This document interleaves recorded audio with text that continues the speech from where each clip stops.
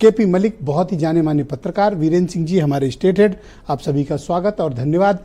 आनंद दुबे जी, कार्यक्रम की शुरुआत आपसे और पहला प्रश्न ये है कि केजरीवाल ने इस्तीफा दे दिया है। आपकी पार्टी बार बार मांग रही थी और आपकी मांग केजरीवाल ने मान ली, इस्तीफा दे दिया। अब आप खुश हैं?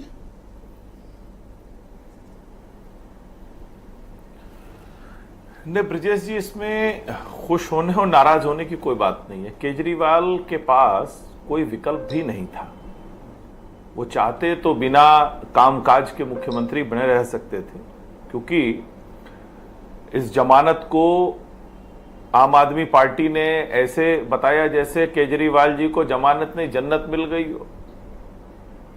कुल मिलाकर यह है कि सुप्रीम कोर्ट ने स्पष्ट कर दिया कि आपको बेल भले मिली है, लेकिन आप फाइल पर दस्तखत नहीं करेंगे, आप मुख्यमंत्री कार्यालय नहीं जाएंगे, आप गवाहों पर दबाव नहीं डालेंगे, आप जांच में सहयोग करेंगे। यानी प्रथम दृष्टया सुप्रीम कोर्ट ने यह माना है कि आपके ऊपर जो आरोप लगे हैं उनमें तर्क है, तथ्य है।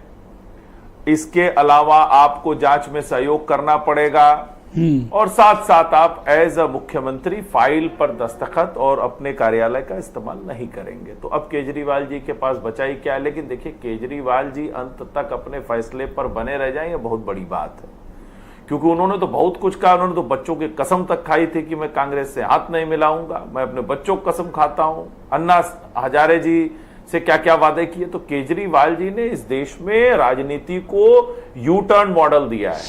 तो केजरीवाल ने राजनीति में यू क्या आपको डाउट है कि केजरीवाल अभी इस्तीफा नहीं देंगे? पता नहीं, कुछ डाउट है आपको?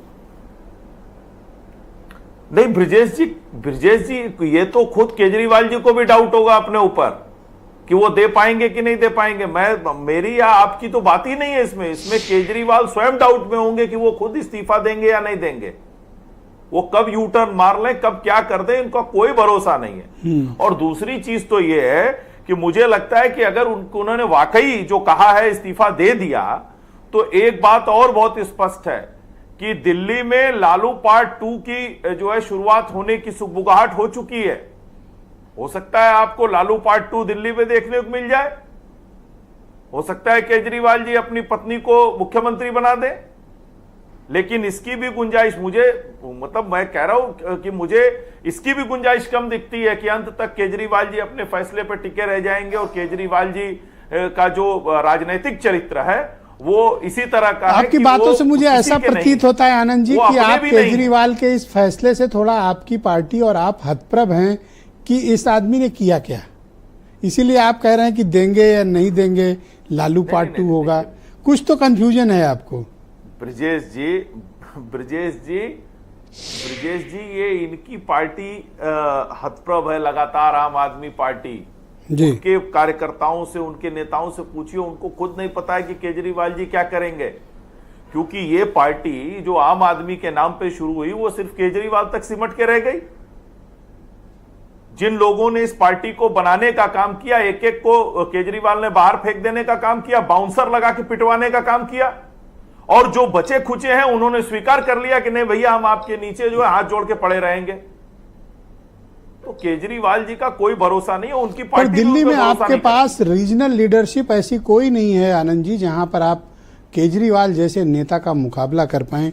क्या यही बीजेपी की दिल्ली में सबसे बड़ी कमजोरी है?